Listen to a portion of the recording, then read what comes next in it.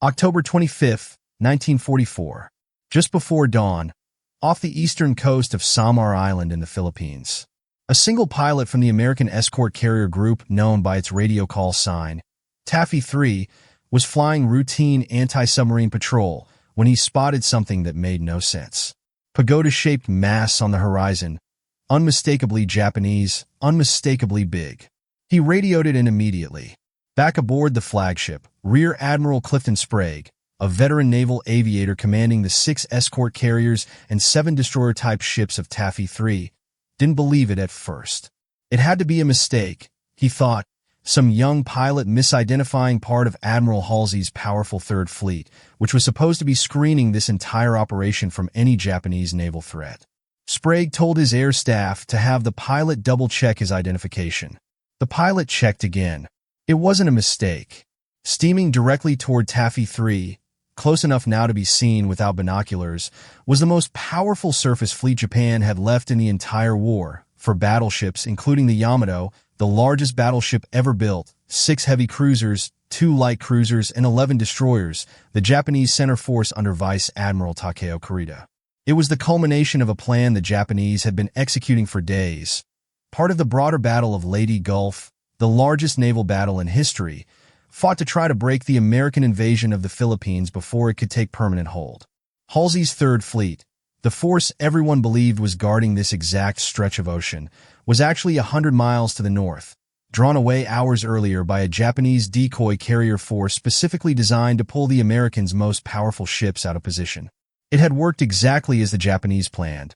Nobody had told Sprague that the door behind Taffy 3 had been left wide open, and there was no time now to close it. Taffy 3 was never built to fight a battle like this. Its 6 ships were escort carriers, small, slow, thin-skinned vessels converted from merchant hulls, designed to launch aircraft in support of ground troops and hunt submarines, not to trade fire with battleships. Sailors who served on them had a nickname for the type. Some called them, only half-joking, combustible, vulnerable, and expendable, a play on the official designations stenciled on their hulls. Their planes carried depth charges and light bombs meant for U-boats and infantry positions, not armor-piercing shells capable of denting a warship built to withstand naval gunfire. The 3 destroyers and 4 destroyer escorts screening the carriers were faster and more heavily armed than the carriers themselves. But even the biggest of them carried 5-inch guns, pop guns by comparison, against the 18-inch main guns of the Yamato, which could hit a target from over 20 miles away with a shell weighing as much as a small car. On paper, what was steaming toward Taffy 3 that morning wasn't a battle. It was an execution, and every officer on Sprague's bridge understood the arithmetic well enough to know it. Sprague understood the math immediately and gave the only order that gave his ships any chance at all. Launch every aircraft, armed or not, to at least force the Japanese gunners to worry about air attack. Turn the carriers to run, using rain squalls and smoke for cover, putting as much distance as possible between the slow-moving escort carriers and the fast Japanese warships closing on them.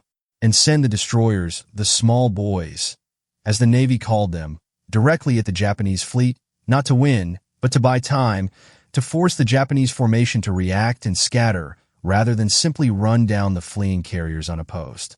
If you want to hear the stories that show you exactly what men were capable of when the odds against them were nearly total, subscribe. We find these accounts, we verify them, and we tell them exactly as they happened. The destroyer USS Johnston, commanded by Lieutenant Commander Ernest E. Evans, was the first American ship to open fire. Evans, part Cherokee, and one of the few Native American officers to command a U.S. Navy warship at that point in the war, had told his crew, on taking command months earlier, that he intended to fight his ship until it sank beneath him if the situation ever demanded it. His men had taken it as the kind of thing a new captain says to sound tough. That morning, the situation demanded exactly that, and Evans meant every word of it.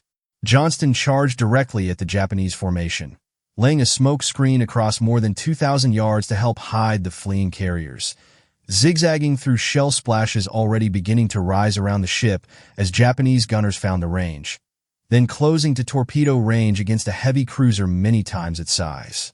Johnston's gunnery officer later described the feeling on the bridge in blunt terms. like David facing Goliath without even a slingshot.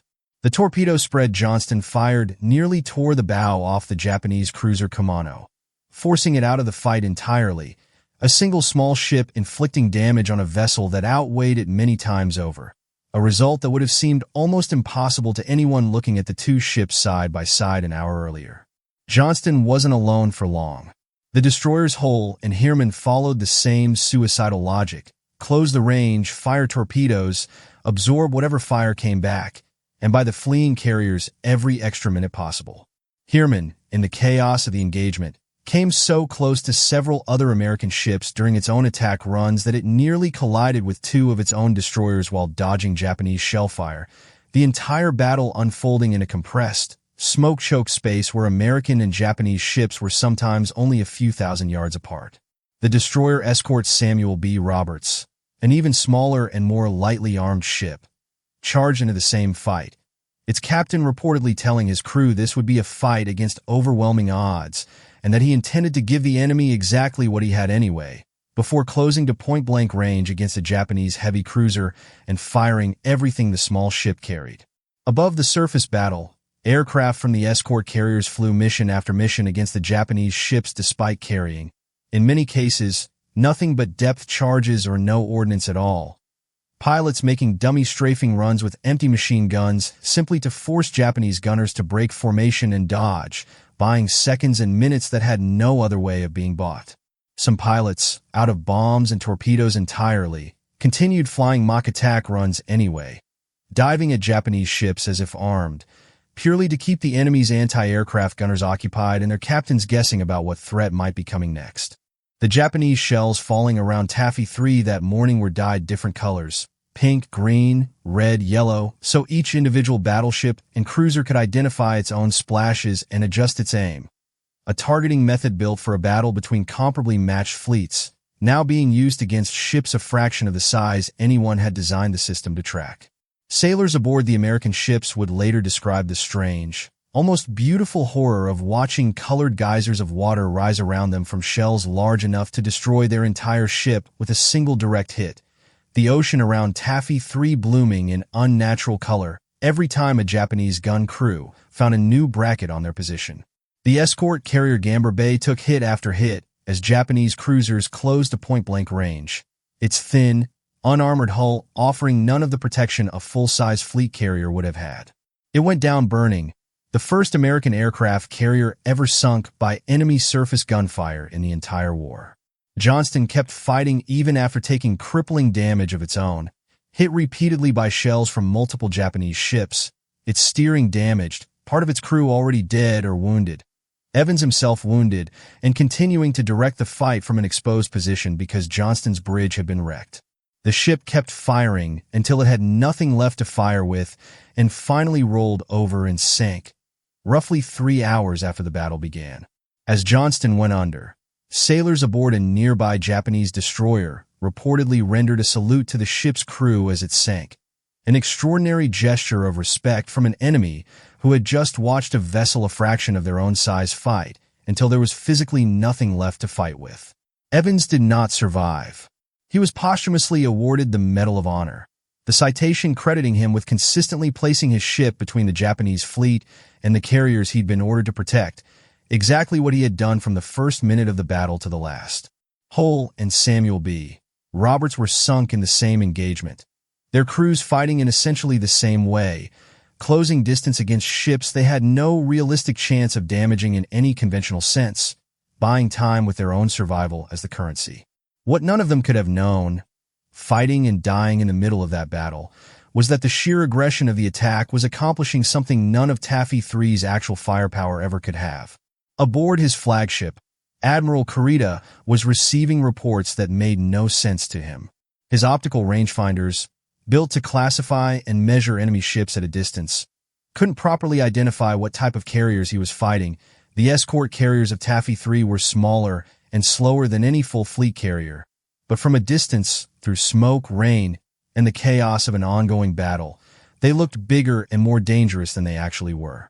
His staff officers, watching destroyers charge directly at battleships with a level of aggression that made no tactical sense for a genuinely weak force, kept insisting this had to be part of Halsey's powerful Third Fleet, that the Americans wouldn't fight this recklessly unless they had serious firepower in reserve, that no rational commander would send tin can destroyers against battleships unless he had something bigger waiting just out of sight to exploit whatever chaos the attack created. Kurita had no reliable way to disprove it. No aerial reconnaissance confirming exactly what he faced, only a battle unfolding faster and messier than any plan had accounted for. 2 hours into an engagement that should have been a massacre in his favor, his own formation was scattered and disorganized by the relentless destroyer attacks and airstrikes. Several of his ships damaged or sunk, and no clear picture of exactly what he was actually facing or what might still be coming. Communications between his own ships had broken down amid the smoke and confusion, making it even harder to coordinate a fleet that, on paper, still vastly outgunned the Americans in front of it. Every additional minute of chaotic, close-range fighting made the picture murkier rather than clearer, and Kurita, a cautious commander by reputation even before this battle began, found himself making a decision with information he knew was incomplete and possibly badly wrong. He made the decision that would define the entire battle. Rather than press forward toward the vulnerable American invasion beachhead at Leyte, the actual objective of the entire Japanese operation, undefended and full of troops and supply ships that Kurita's fleet could have devastated in an afternoon, he ordered his center force to break off the attack and turn back through the San Bernardino Strait the way it had come. Taffy 3, stunned by 2 hours of continuous combat against a force it had no business surviving, watched the largest surface fleet the Imperial Japanese Navy had left in the war simply withdraw and disappear over the horizon. The ships that had been trying to kill them for 2 straight hours suddenly turning away and leaving them alone in a sea littered with wreckage and survivors. The cost had been severe. 2 escort carriers, 2 destroyers, and 1 destroyer escort sunk. More than 1,100 American sailors killed or missing, hundreds more wounded. Survivors from the sunk ships spent nearly 3 days and 2 nights adrift in open water before rescue reached them. Exposure and sharks claiming some of the men who had survived the battle itself, only to face a different kind of ordeal waiting in the water afterward. But the Japanese had lost 3 heavy cruisers sunk outright, a 4th damaged beyond any hope of repair, 2 battleships damaged, and well over 2,000 of their own sailors killed or wounded, inflicted almost entirely by a task force that, on paper, should never have been able to touch a fleet built around the largest battleship ever constructed. More importantly, the invasion beachhead at Leyte survived untouched. The thousands of American troops ashore, the transport ships still unloading supplies, the entire foothold the United States had fought to establish in the Philippines. All of it had been sitting directly in Kurita's path that morning, protected by nothing more than the wreckage of a task force that refused to simply die quietly and let him through. Had Kurita pressed forward instead of turning back, naval historians have long agreed, the damage to the invasion effort could have been catastrophic, potentially setting back the entire Philippines campaign by weeks or months at a cost measured in thousands of additional American lives. A naval historian writing about the engagement decades later would call it, without much room for argument, one of the most courageous actions the United States Navy had ever fought. Small ships, badly outgunned, choosing to attack rather than simply try to survive, and in doing so convincing an enemy fleet many times their strength that the fight in front of them was more dangerous than it actually was. The battle would come to be remembered by veterans and historians alike less for its outcome on a map than for what it demonstrated about the men involved. That a handful of undergunned, thin-hulled ships, crewed by sailors who understood perfectly well the mathematics stacked against them, chose to close the distance anyway rather than simply run and hope to survive. Memorials to the men of Taffy 3 stand today at naval installations and veteran sites across the country, most prominently honoring the crews of Johnston, Hull, Samuel B. Roberts, and Gamber Bay, ships that, by any reasonable calculation of naval power on the morning of October 25, 1944, should have been destroyed within the first 30 minutes of contact, and instead fought for hours, sank fighting, and changed the outcome of a battle they had no business surviving at all. Survivors who lived into old age often returned, decades later, to reunions marking the anniversary of the battle, gathering to remember shipmates who never made it out of the water, and to make sure a battle most Americans had never heard of stayed part of the historical record it had earned through 2 of the most desperate hours in the entire history of the United States Navy. If stories like this one matter to you, the ones that show what ordinary sailors were willing to do when the odds against them were about as bad as odds get, subscribe and stay with us.